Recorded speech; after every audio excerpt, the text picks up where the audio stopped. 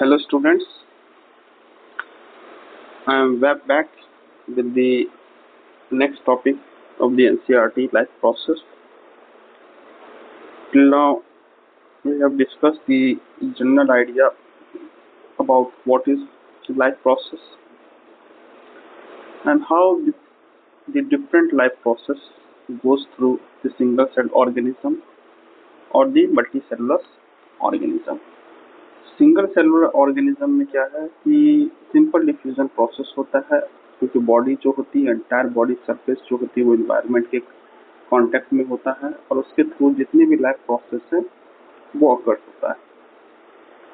But in case of multi cellular organism अगर देखा जाए तो वहाँ पे स्पेशलाइज टिश्यूज हैं, पूरा का पूरा एक ऑर्गन सिस्टम है और हर एक ऑर्गन सिस्टम एक दूसरे पे इंटरडिपेंडेंट है और उस ऑर्गन सिस्टम के थ्रू जो होता है डिफरेंट लाइफ प्रोसेस जो होते हैं वो अकर होता है. Now we have come to our first life process that is nutrition. अब इसको डिटेल में हम लोग को देखना है कि what is given in our NCERT book. So 5.2 nutrition topic. When we walk or ride a bicycle, we are using up energy. Even when we are not doing any apparent activity, energy is needed to maintain a state of order in our body. Okay. We also need materials from outside in our body to grow, develop, synthesize protein and other substances needed in our body. This source of energy and material is the food we eat. So इस paragraph में क्या दे रखा है कि भाई body को क्या चाहिए, बॉडी को चाहिए एनर्जी.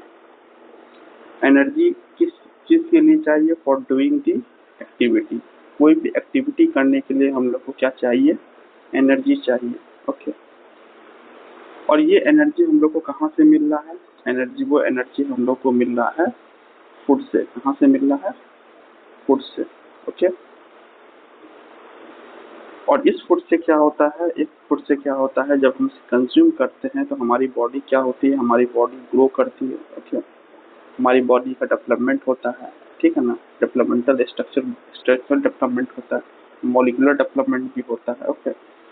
और हम क्या है, इस फूड से हम अपना प्रोटीन बनाते हैं. ओके. फिर बाहर के प्रोटीन को हम कंज्यूम करते हैं, उसको सिंपल अमीनो एसिड में ब्रेक डाउन करते हैं और जब वो सिंपल अमीनो एसिड से फिर हम अपने बॉडी का प्रोटीन बनाते हैं. प्रोटीन बहुत सारे टाइप्स के होते हैं. ओके. कुछ फंक्शनल प्रोटीन होते हैं और कुछ स्ट्रक्चरल प्रोटीन्स होते हैं. फंक्शनल प्रोटीन का बेस्ट एग्जांपल अगर देखा जाए तो एंजाइम क्या है? एक प्रकार का फंक्शनल प्रोटीन है. मोस्ट ऑफ द एंजाइम्स का अगर नेचर देखा जाए, मोस्ट ऑफ द एंजाइम्स का नेचर कैसा होता है? प्रोटीन नेचर होता है. Okay. Protein nature. So now the next paragraph what they have given, how do living things get their food. अब ये लिविंग ऑर्गेनिज्म को फूड कहाँ से मिलता है? The general requirement for energy and material is common in all the organisms, but it is fulfilled in different ways. Okay. Some organisms use simple food material obtained from inorganic sources in the form of carbon dioxide and water. तो कुछ organism में क्या होता है? They consume the inorganic material, inorganic source of energy को consume करते हैं, बाहर से एटमॉस्फेयर से लेते हैं, that is the carbon dioxide and the water. और उससे क्या होता है? अपने बॉडी में एनर्जी का प्रोडक्शन करते हैं. यहाँ पे इनडायरेक्टली बैक्टीरिया की बात किया जा रहा है, ठीक है ना. These organisms, the autotrophs, include green plants and some bacteria. यहाँ पे कुछ ऑटोट्रॉफ्स वो होते हैं जो अपना खाना खुद से बनाते हैं और यहाँ पे उसका बेस्ट एग्जांपल क्या है?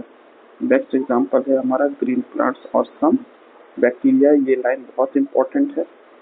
कई बार बोर्ड एग्जाम में पूछा गया है कि ये ऑटोट्रॉफ्स के एग्जाम्पल बताइए। 4 एमसीक्यूज में रहेगा, उसमें से एक को चुनना होगा। तो ग्रीन प्लांट्स और कुछ बैक्टीरिया जो होते हैं वो ऑटोट्रॉफिक इन नेचर होते हैं, वो अपना खाना खुद से बनाते हैं। ओके, कैसे बनाते हैं? फ्रॉम द इनऑर्गेनिक सोर्सेस, वो बाहर से इनऑर्गेनिक सोर्सेस को कंज्यूम करते हैं।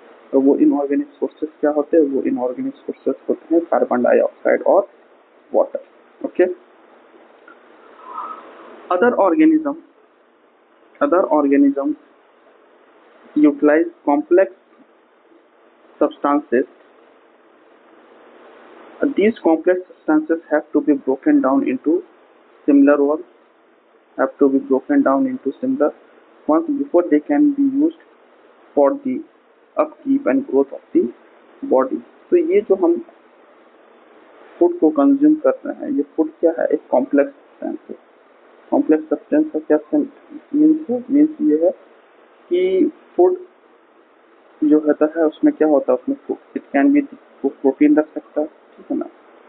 Protein,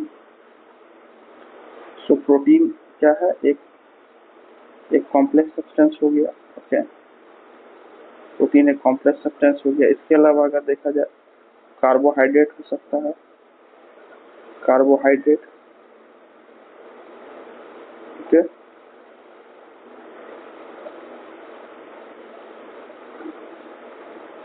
carbohydrate.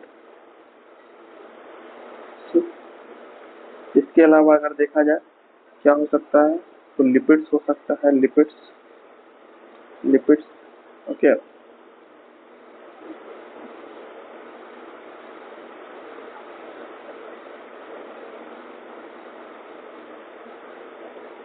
Lipids.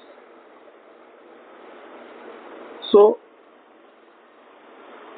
these complex substance have to be broken down. In complex substance को क्या करना है? हमें ब्रेक डाउन करना है, ठीक है ना? किसमें तोड़ देना है? सिमिलर वर्ड्स में, before they can be used up for the upkeep and growth of the body. Carbohydrate को किसमें ब्रेक डाउन करना है? ग्लूकोज में। प्रोटीन को किसमें ब्रेक डाउन करना है? अमीनो एसिड में। और अगर देखा जाए कि लिपिड को किसमें तोड़ना है? फैटी एसिड और ग्लिसरॉल में। और उसको फिर इस्तेमाल करना है ग्रोथ ऑफ द बॉडी। हम अपने बॉडी के ग्रोथ के लिए हम फिर इन सिमिलर सब्सटेंसेस को यूज करेंगे। कॉम्प्लेक्स सब्सटेंस को यूज नहीं कर सकते, डायरेक्ट प्रोटीन को नहीं यूज कर सकते हम अपने बॉडी में, डायरेक्ट कार्बोहाइड्रेट को यूज नहीं कर सकते, डायरेक्ट लिपिड्स या फैट को नहीं यूज कर सकते। उसके लिए हम लोग उसको सिमिलर सब्सटेंसेस में ब्रेक डाउन करना पड़ेगा और उसके बाद हम अपने बॉडी के स्ट्रक्चरल और फंक्शनल ग्रोथ के लिए उन मॉलिक्यूल्स को यूज करेंगे। तो this organism use biocatalyst called the enzyme. अभी बताया था कि एंजाइम्स जो होते हैं these are the functional protein, ठीक है ना? एंजाइम का नेचर क्या होता है? मोस्ट ऑफ द एंजाइम्स का नेचर जो होता है वो प्रोटीन के बने होते हैं, उनका प्रोटीन नेचर होता है। और एंजाइम को अगर बायोलॉजी में अगर देखा जाए तो बायो कैटलिस्ट कहा जाता है। अब सवाल ये होता है कि भाई बायो कैटलिस्ट क्यों कहा जाता है? बायो कैटलिस्ट वो होते हैं जो बायो मीन्स लिविंग सिस्टम में कैटलिस्ट का काम कर रहा है। तो कैटलिस्ट की केमिस्ट्री के अकॉर्डिंग अगर देखा जाए तो क्या कहा जाता है? जो रेट ऑफ रिएक्शन को इंक्रीज कर दे या रेट ऑफ रिएक्शन को डिक्रीज कर दे, उसको हम लोग क्या कहते हैं? कैटलिस्ट कहते हैं। जैसे कि हमारे अंदर बहुत सारे प्रोसेस चल रहे हैं, रेस्पिरेशन एक प्रोसेस चल रहा है, उस प्रोसेस को अगर फास्ट कर देगा तो एक पॉजिटिव बायो कैटलिस्ट, स्लो कर देगा तो नेगेटिव बायो कैटलिस्ट का काम कर रहा है वो एंजाइम। ओके, फोटोसिंथेसिस प्लांट में चल रहा है, अगर फोटोसिंथेसिस बहुत फास्टली चल रहा है तो with the help of enzyme, तो वहाँ पे वो क्या साइन है? पॉजिटिव बायो कैटलिस्ट का साइन है। फोटोसिंथेसिस प्रोसेस स्लो हो रहा है क्योंकि एंजाइम सही से काम नहीं कर रहा है, एंजाइम नॉन फंक्शनल है, एंजाइम की फंक्शनलिटी ठीक नहीं है, अच्छे से वर्क नहीं कर रहा है, तो वहाँ पे क्या हो जाएगा? नेगेटिव बायो कैटलिस्ट का काम कर रहा है। Okay, Thus the heterotroph's survival depends directly or indirectly on autotroph। तो यहाँ पे हेट्रो का मतलब होता है डिफरेंट और ट्रॉप्स का मतलब हो गया न्यूट्रिशन, ठीक है ना? तो हेट्रोट्रॉप्स वो होते हैं जो डिफरेंट ऑर्गेनिज्म पे डिपेंड होते हैं या डायरेक्टली इनडायरेक्टली ऑटोट्रॉफ्स के ऊपर डिपेंड होते हैं। ठीक, heterotrophic organism includes the animal and the fungi.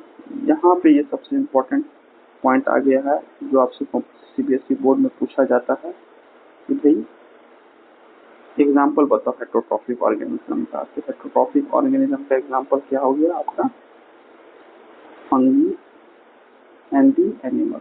Okay, fungi and the animal हो गया।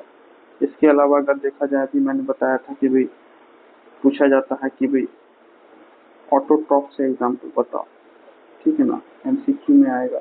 वहां पे क्या ध्यान देना है, ग्रीन प्लांट और सम बैक्टीरिया। यहाँ पे भी सवाल बन जाता है, यहाँ पे क्या मोस्ट ऑफ द बैक्टीरिया, ठीक है ना।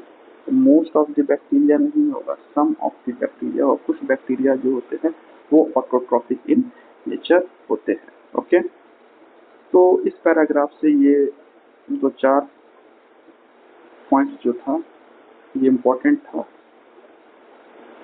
On the respect of board important questions. Okay, now we will discuss the next para or next topic, that is autotrophic nutrition. Okay, autotrophic nutrition, auto मतलब सेल्फ और traffic nutrition, जो खुद से अपना खाना बनाते हैं उन्हीं को हम लोग क्या कहते हैं, ऑटोट्रॉफिक कहते हैं। अब न्यूट्रिशन का क्या डेफिनेशन होता है, the process of intake of food is known as nutrition. Carbon and energy requirement of the autotrophic organism are fulfilled by photosynthesis।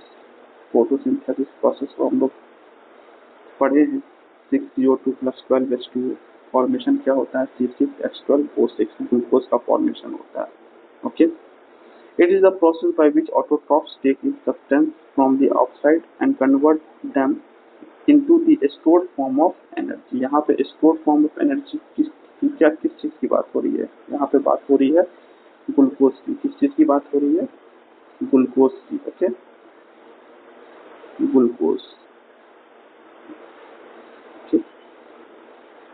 Glucose. Okay, सो यहाँ पे ऑटोट्रॉफ जो है वो बाहर से सब्सटेंस को लेते हैं, सब्सटेंस इनऑर्गेनिक सब्सटेंस की बात हो रही है, कार्बन डाइऑक्साइड की बात हो रही है, वाटर की बात हो रही है, और उससे क्या बना दिया है, एक स्टोर्ड फॉर्म ऑफ एनर्जी बना दिया है। क्या बना दिया है, स्टोर्ड फॉर्म ऑफ एनर्जी बना दिया है। ओके, ये चीज हो गया। ठीक, now this material is taken in the form of carbon dioxide and water. जो मैं अभी कह रहा था, एनसीईआरटी में लाइन आ गया, किस फॉर्म में लिया जा रहा है मटेरियल को, कार्बन डाइऑक्साइड और water, and which is converted into the carbohydrate. यहाँ पे कार्बोहाइड्रेट का मतलब क्या है, ग्लूकोज की बात हो रही है, in the process of sunlight and the chlorophyll, process of sunlight and the chlorophyll. तो ये एक इम्पोर्टेंट पॉइंट हो गया है कि भाई, और ये डेफिनेशन भी हो गया है फोटोसिंथेसिस का। तो फोटोसिंथेसिस में क्या होता है भाई, कि carbon dioxide and the water is converted into the carbohydrate in the presence of sunlight and the chlorophyll. This is the definition of photosynthesis. ये भी आपसे पूछा जाता है बोर्ड में। ओके, बोर्ड में आपसे पूछा जाएगा कभी डिफाइन फोटोसिंथेसिस, फोटोसिंथेसिस को डिफाइन करिए। तो ये डेफिनेशन कहाँ से निकल के आएगा, डेफिनेशन जो है वो एनसीईआरटी के इस लाइन से निकल के आएगा, जो कि एक स्टैंडर्ड डेफिनेशन है फोटोसिंथेसिस का। Okay, now carbohydrates are utilized for providing the energy to the plant.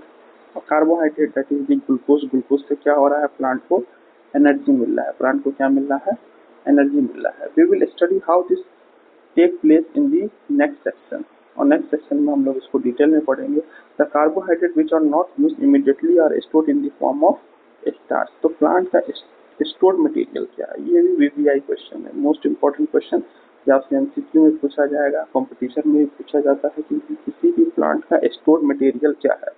तो वो है हमारा स्टार्च। क्या है, starch is our stored material.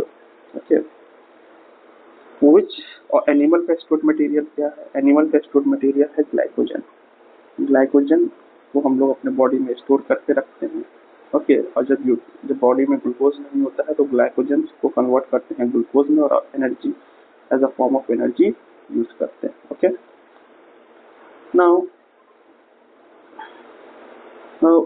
which serve as internal energy reserve to be used as and when required by the plant। तो plant का reserve energy material क्या हो जाएगा, रिजर्व एनर्जी मटेरियल हो जाएगा हमारा स्टार्च। क्या हो जाएगा, starch. Okay, a somewhat similar situation is seen in us where some of the energy derived from our food we eat is stored in our body in the form of glycogen। अभी मैंने बताया animal का जो stored material है वो क्या है, glycogen है। सी एनसीईआरटी बुक में से ही सारा क्वेश्चन पूछा जाएगा बोर्ड में। ओके, आउटसाइड से कोई सवाल नहीं आता है, लेकिन एनसीईआरटी में जितने भी पैराग्राफ है, जो भी कंटेंट दिया गया है वो बहुत ही कंसाइज है और क्रिस्प है।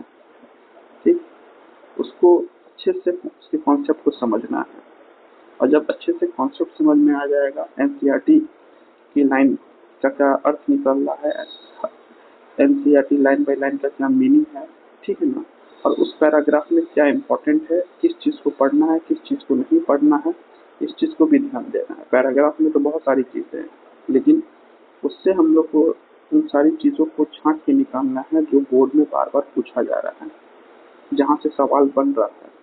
उन सब चीज़ों को हम लोग को क्या करना है, फोकस करना है हर एक पैराग्राफ में। Okay, now we will move to the next part.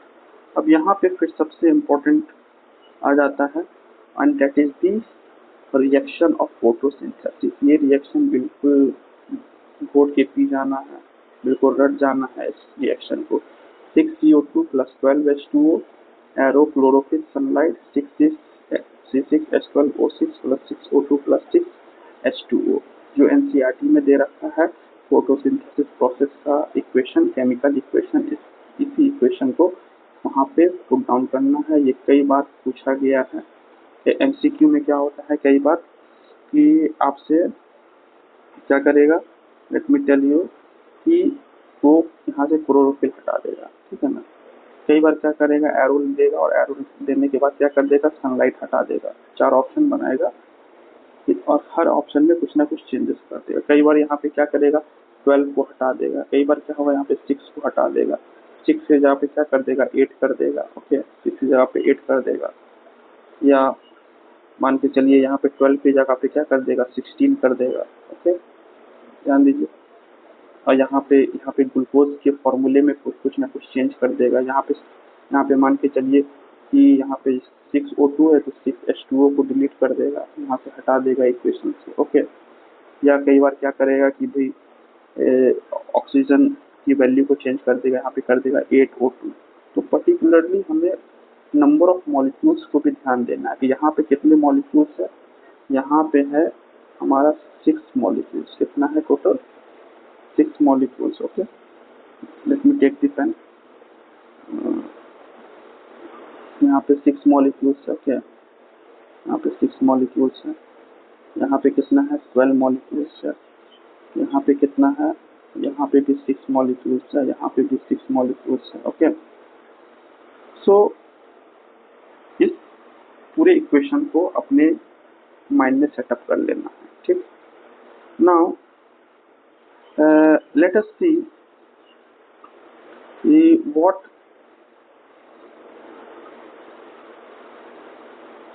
what actually happens during the process of photosynthesis। और photosynthesis process के समय क्या होता है, इस चीज को देखना है। और the following events occur during the photosynthesis process the following events होता है। और ये events बहुत important है, very most important। it is VVI for board exam. अगर 5 साल के प्रीवियस ईयर पेपर्स को देखा जाए तो ये इतनी बार रिपीट हुआ है, इवेंट्स ऑफ फोटोसिंथेसिस की मत कुछ। और इसके तीनों स्टेप्स को क्या है, अच्छे से याद करना है। कई बार क्या होता है कि इन तीनों स्टेप्स में इंटरचेंज कर दिया जाता है, ठीक है ना। थर्ड वाले को पहले पोजीशन पे लिख दिया जाएगा, फर्स्ट वाले को सेकंड पोजीशन पे लिख दिया जाएगा। ठीक है, तो So first step is the absorption of light energy by chlorophyll. Okay. Second step है conversion of the light energy to the chemical energy. Okay. And the splitting of water molecules into hydrogen and oxygen. And the third process is reduction of carbon dioxide to carbohydrates. ये तीनों steps को अच्छे तरीके से recall कर लेना है, अच्छे से एमसीक्यू के फॉर्म में भी पूछा जाता है और मोस्ट रिपीटेड क्वेश्चन है कि what are the main events of photosynthesis. कई बार क्या होता है कि मैंने बता दिया कि किस तरीके का सवाल आएगा कि भाई इसमें स्टेप्स को इंटरचेंज कर देगा, ठीक है ना। लाइट एनर्जी को यहाँ पे लिख देगा सोलर एनर्जी, मैकेनिकल एनर्जी। तो याद रखना है कि लाइट एनर्जी का कन्वर्जन किसमें हो रहा है, लाइट एनर्जी का कन्वर्जन हो रहा है इसमें केमिकल एनर्जी में, ठीक है ना। इसके अलावा यहाँ पे रिडक्शन की जगह पे क्या कर देता है बोर्ड एग्जाम में, यहाँ पे कर देता है oxidation of carbon dioxide to carbohydrate, ठीक है ना। कार्बोहाइड्रेट की जगह पे भी चेंज कर सकता है, प्रोटीन कर देगा, लिपिड कर देगा, ठीक है ना। तो यहाँ पे ऑक्सीडेशन प्रोसेस नहीं होता है, यहाँ पे रिडक्शन प्रोसेस होता है, जिसको बिल्कुल दिमाग में सेट करके रखना है। Okay, now these steps need not take place one after the other immediately. तो क्या ये प्रोसेस बिल्कुल एक सीरीज में चलते हैं, ऐसा कुछ नहीं है, ठीक है ना।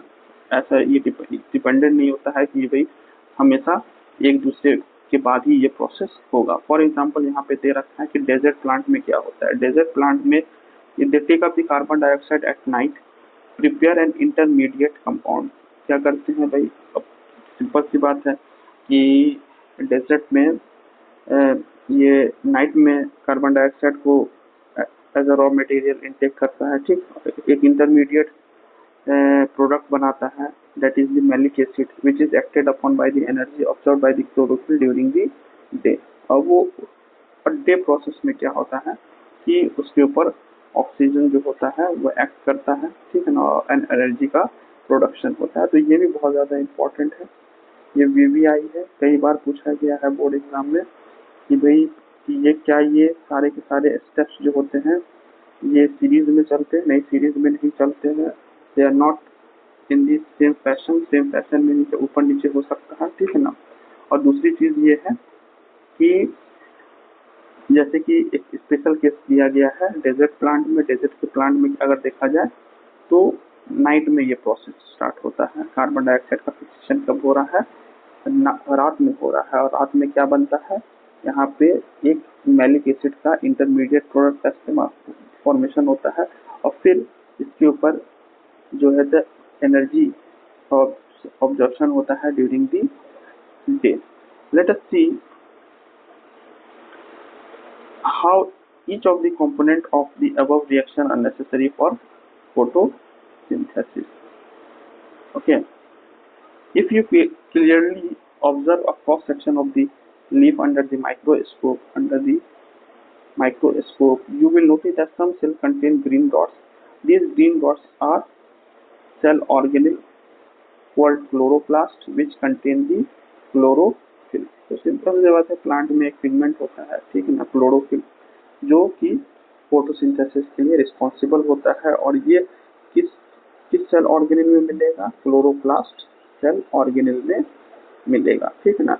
Let us do an activity which demonstrate that chlorophyll is essential for the photosynthesis. और यहाँ पे एक एक्टिविटी दे रखा है जिससे हमें ये पता चलेगा कि chlorophyll is very very important for the photosynthesis. Plant ही है, प्लांट के पास क्या है, फोटोसिंथेसिस है। अगर ह्यूमन बींग्स के बॉडी में अगर क्लोरोफिल होता तो हम लोग को खाना खाने की जरूरत नहीं पड़ती, हम लोग भी सूरज के सामने खड़े हो जाते और खाना हम लोग का तैयार हो जाता। लेकिन ये जो पावर है, ये सुप्रीम ताकत जो है किसके पास है, सिर्फ प्लांट के पास है कि उसके पास क्लोरोफिल पिगमेंट है।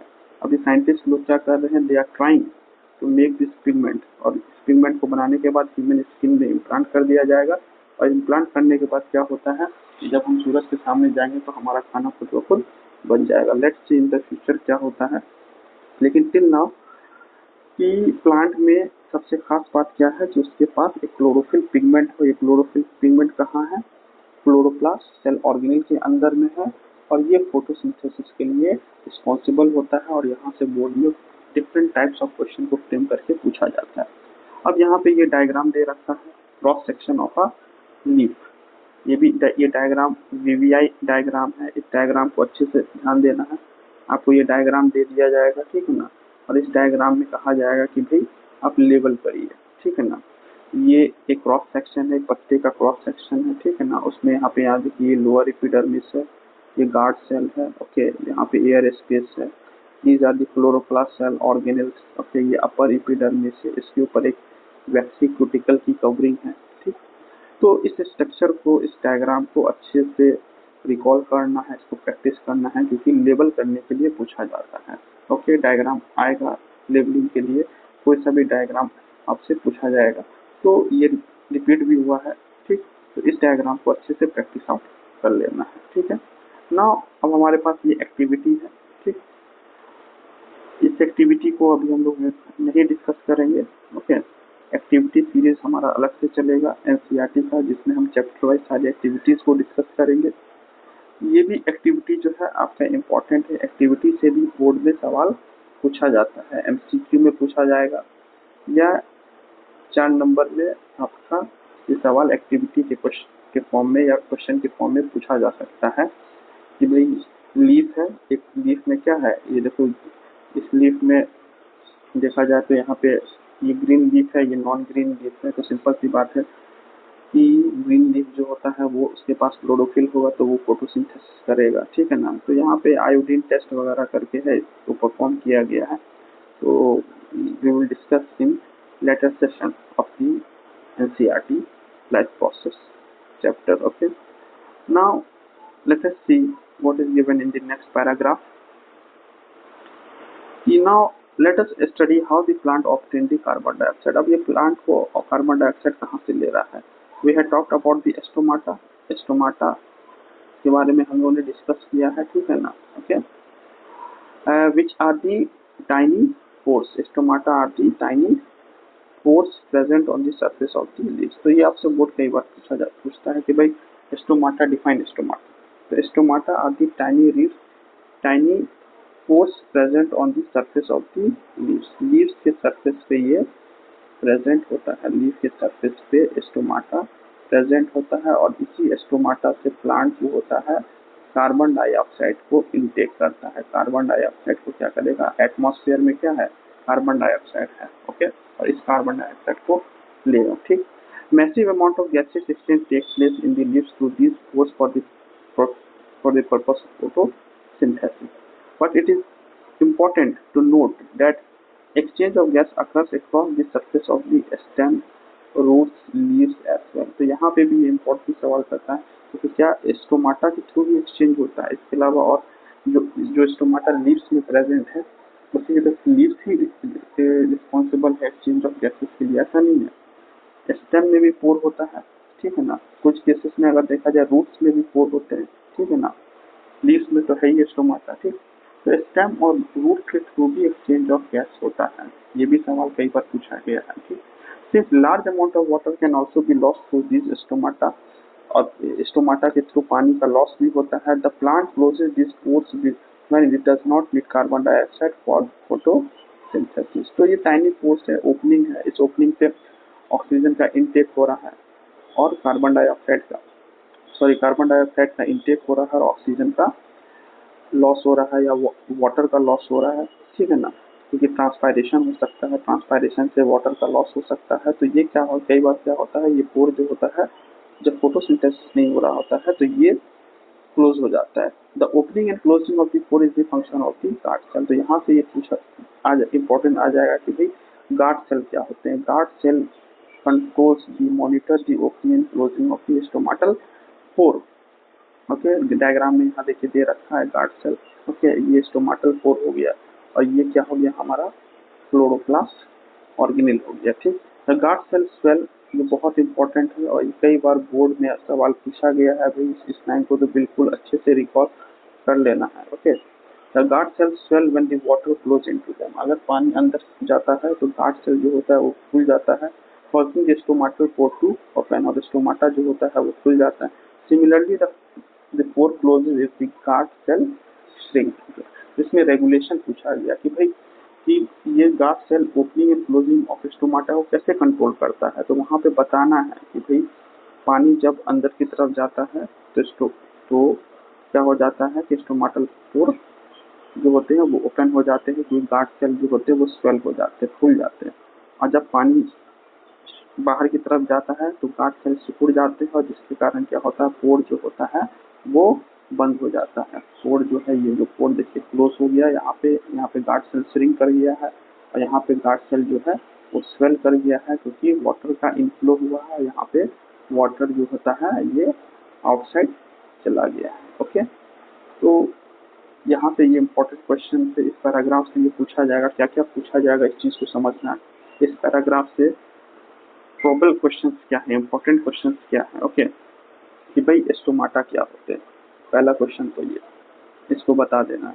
दूसरी चीज आपसे ये पूछा जाएगा कि क्या सिर्फ लीव्स के थ्रू ही एक्सचेंज होता है गैसेस का? नहीं, लीव्स के थ्रू नहीं, स्टेम के थ्रू भी होता है, रूट्स के थ्रू भी होता है, लेकिन मोस्ट 98% अगर देखा जाए, 95% अगर देखा जाए तो लीव्स के थ्रू होता है। ठीक, इसके अलावा अगर पूछा जाएगा कि भाई वाटर लॉस कैसे होता है, तो water loss in the formation of transpiration. Transpiration जो पढ़ेंगे, डिस्कस करेंगे कि वो प्रोसेस होता है जिसके थ्रू प्लांट के सरफेस ऑफ द लीव्स से पानी का लॉस होता है। इसी को हम प्रोसेस कहते हैं ट्रांसपायरेशन। और ये ट्रांसपायरेशन किसके कारण हो रहा है? स्टोमाटा के कारण हो रहा है। तो स्टोमाटा एक समय के बाद खुलता है और बंद होता है। तो ये खुलना और बनना किसके थ्रू रेगुलेट हो रहा है?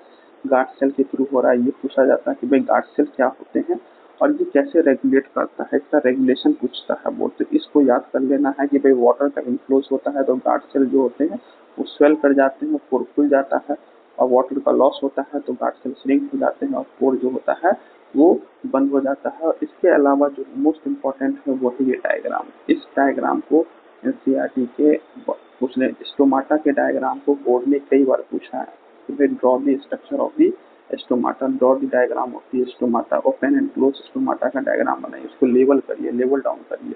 इन सबको अच्छे तरीके से याद कर लेना है और समझ लेना है। ओके, अगेन हमारे पास एक और एक्टिविटी दे रखा है, एक्टिविटी 5.2, और इसमें हम लोग डिस्कस करेंगे लेटर सेशन में। ठीक है, कि भाई क्या है, क्या रोल है पोटेशियम हाइड्रोक्साइड का। ठीक है ना, पोटेशियम हाइड्रोक्साइड अगर प्रेजेंट है, पोटेशियम हाइड्रोक्साइड एब्सेंट है, तो उस केस में प्लांट के ऊपर क्या इफेक्ट पड़ेगा। Okay, now based on the two activities performed above, can we design an experiment to demonstrate that sunlight is essential for photosynthesis? यहाँ पे ये इस चीज को फ्रेम आउट करना है कि भाई ये पूछेगा आपसे एक एक्टिविटी दिखाओ, एक्टिविटी में बताओ कि भाई सनलाइट जो होता है वो एसेंशियल होता है फोटोसिंथेसिस के लिए। तो yes, it is very very important. अगर फोटोसिंथेसिस करना तो सनलाइट अगर डार्क रूम में किसी प्लांट को रख दिया जाए तो कुछ समय के बाद वो मुरझा जाता है।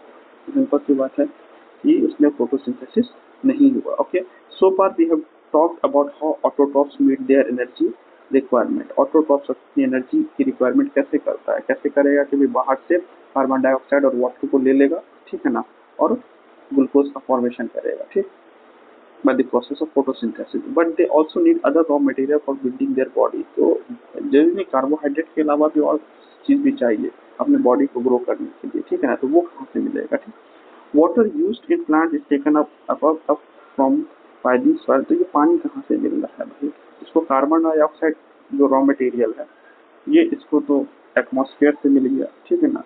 ओके, पानी कहाँ से मिल रहा है? तो पानी इसको मिल रहा है सॉइल से। कहाँ से मिल रहा है? सॉइल से। और ये भी बोर्ड में कई बार पूछा गया है कि भाई पौधे को पानी कहाँ से मिलता है, तो आंसर होगा सॉइल। ओके, कार्बन डाइऑक्साइड कहाँ से मिलता है, तो लिखा जाएगा एटमॉस्फेयर से, ठीक है ना। Okay, by the root in the terrestrial plant. Okay, other material like, इसके अलावा अगर देखा जाए नाइट्रोजन हुआ, फॉस्फोरस हुआ, आयरन हो गया, मैग्नीशियम हो गया, are taken up from the soil. ये भी सब सॉइल से मिलता है, अदर मटेरियल, ठीक है ना।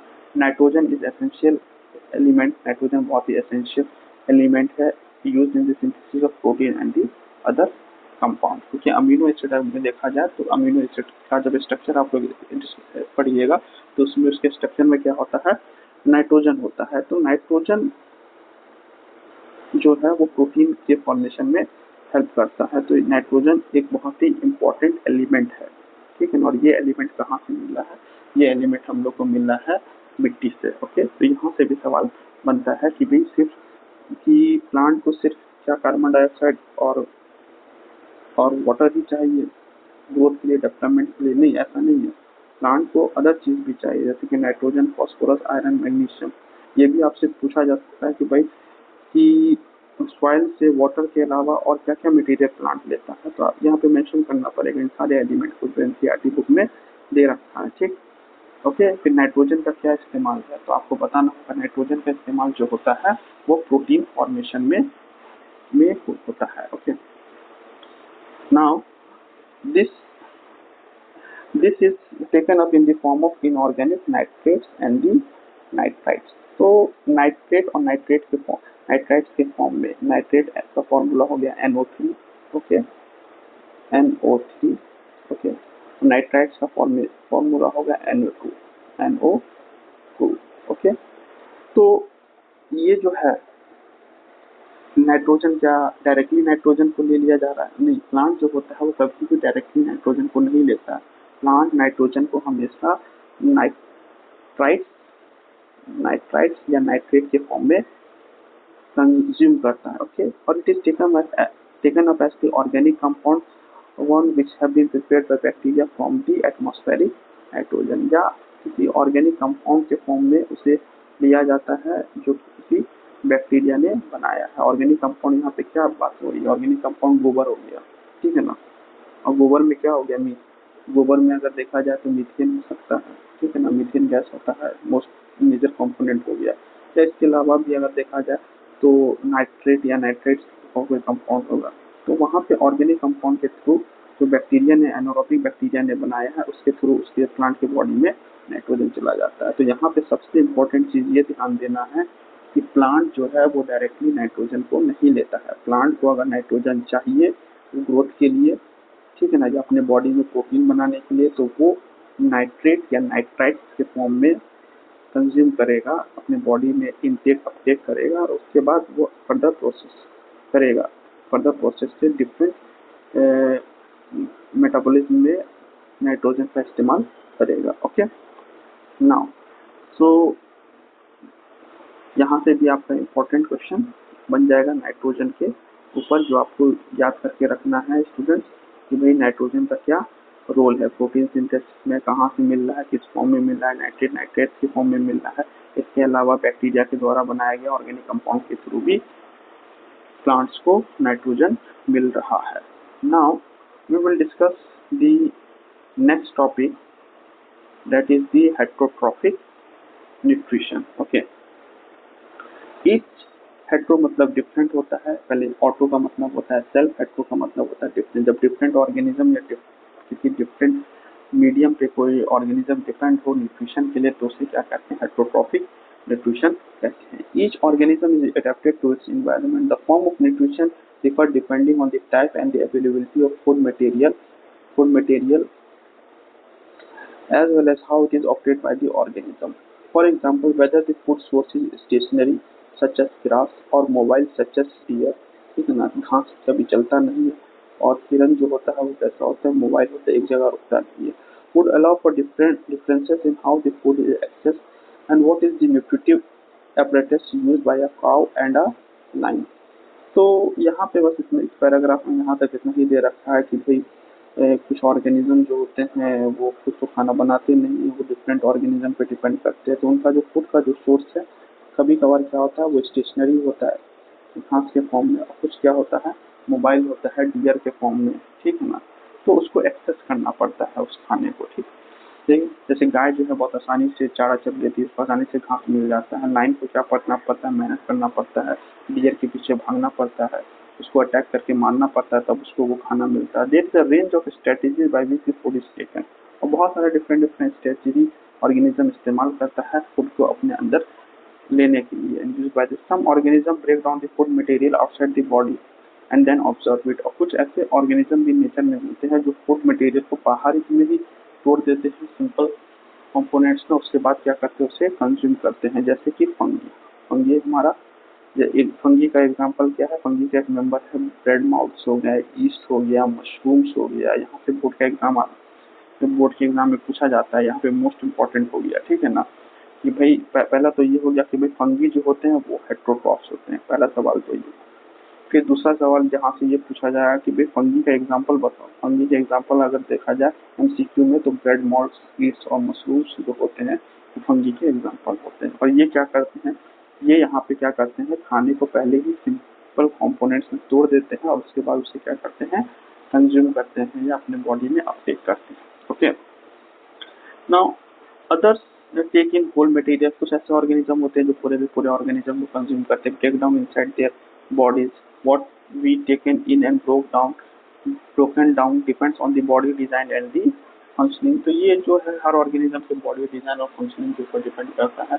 कुछ ऑर्गेनिज्म पहले, अगर सिंपल ऑर्गेनिज्म है तो वो खाने को पहले तोड़ देगा, उसके बाद कंज्यूम करेगा। अगर कॉम्प्लेक्स ऑर्गेनिज्म है, ह्यूमन बींग्स की तरह, तो वो क्या करता है, वो अपने खाने को अपने बॉडी में ले लेता है और उसके बाद उसे सिंपल कंपोनेंट्स में ब्रेक डाउन करता है। Some other organism derive nutrition from plants और animal without killing them. Okay, जैसे कि parasitic nutritive strategies use by a wide range of organism. तो कुछ पैरासाइट्स होते हैं, ठीक है ना, जो ऑर्गेनिज्म को मारते नहीं है, ठीक है ना, उनके बॉडी पे रहते हैं और वहां से न्यूट्रिशन को देते रहते हैं। तो ये कई बार पूछा गया है बोर्ड में कि भाई पैरासाइट क्या होते हैं, ठीक है ना। तो पैरासाइट का होस्ट हमेशा क्या होता है, लिविंग होता है। पैरासाइट अपने host को कभी नहीं मारता है, पैरासाइट अपने होस्ट की बॉडी पे रहता है और वहां से न्यूट्रिशन को कंज्यूम करता है, ठीक है ना, अपने होस्ट के न्यूट्रिशन को कंज्यूम करता है। और इसका बेस्ट एग्जांपल अगर देखा जाए पैरासाइटिक न्यूट्रिशन का, तो कसकटा हो गया, जिसको हम लोग हिंदी में अमरबेल कहते हैं, टिक्स हो गया, लाइट्स हो गया, लीच हो गया एंड दी टेप फॉर्म हो गया। तो ये आपका बोर्ड का मोस्ट क्या कहते हैं, वीवीआई है। ओके, वीवीआई है कि भाई पैरासाइटिक न्यूट्रिशन के एग्जांपल। ये कसकटा तो कई बार पूछा गया है। ओके, कसकटा आपका कई बार पूछा गया है, ठीक है ना।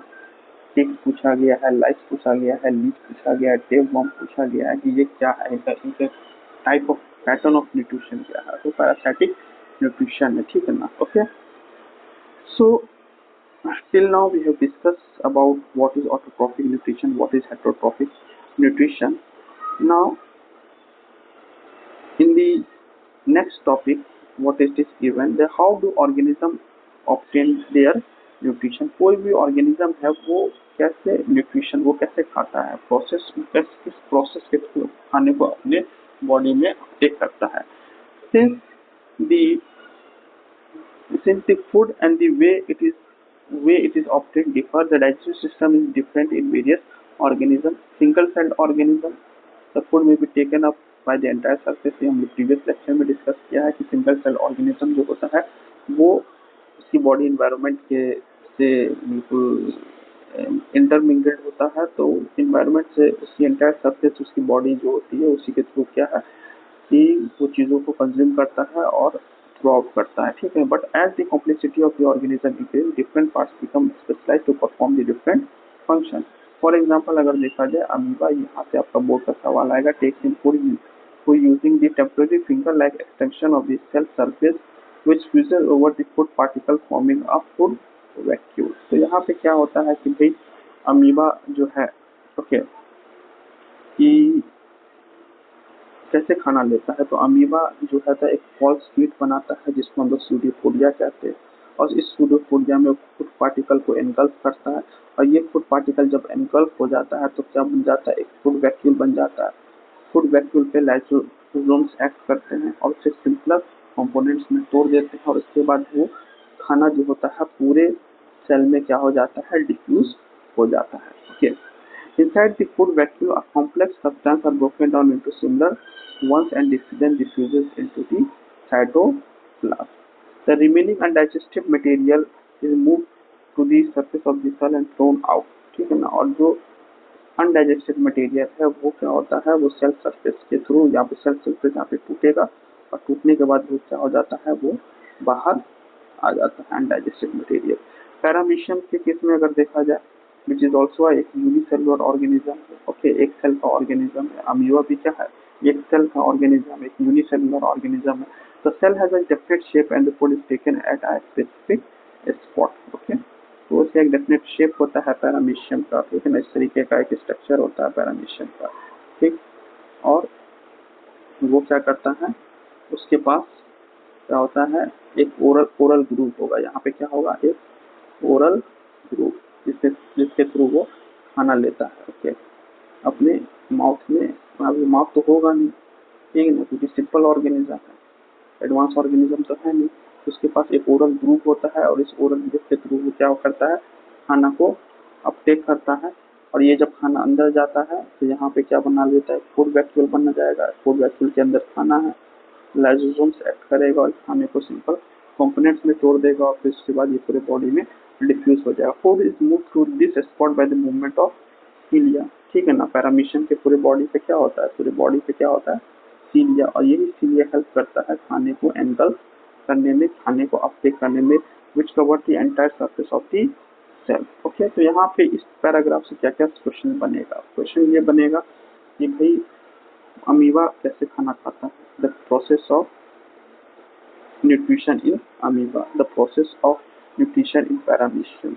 ये फिर अमीबा पैरामीशियम क्या है, यूनिसेलुलर ऑर्गेनिज्म है, ठीक है ना। और इसके अलावा अगर देखा जाए तो ये diagram, this diagram is VI, ये कई बार बोर्ड आपसे पूछा गया है, इस डायग्राम को अच्छे से रिकॉल कर लेना है।